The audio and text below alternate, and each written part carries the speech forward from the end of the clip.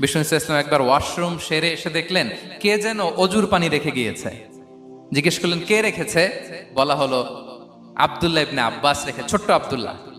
বিষ্ণু ইসলাম খুশি হয়ে গেলেন, হায় রে, সে কিভাবে খেয়াল করলো, আমি এখন ওয়াশরুম থেকে আসলেই তো আমার অজুর পানি লাগবে। খুশি হয়ে একটা দোয়া করলেন তার জন্য। তিনি বললেন আল্লাহুম্মা ফাক্কিহহু ফিদ্দীন ওয়া আল্লিমহু তা'বীল, মানে হে আল্লাহ, আপনি তাকে দ্বীনের জ্ঞান দেন এবং কোরআনের ব্যাখ্যা তারে শিক্ষা দেন।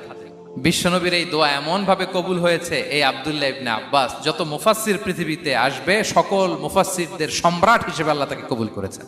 বিশ্বনবীর দোয়া তারা পেয়েছেন। উম্মে সুলাইম রাদিয়াল্লাহু তাআলা আনহা আনাস রাদিয়াল্লাহু তাআলা আনহুকে নিয়ে আসলেন, বললেন নবী হে, আপনি এসেছেন, আমরা যে এত খুশি মদিনাবাসী, সবাই দেখে আপনার হাতে কিছু না কিছু হাদিয়া দেয়, আমি কি দিব? কিছু দেয়ার নাই, কিছু দেয়ার নাই, আমি গরিব মানুষ।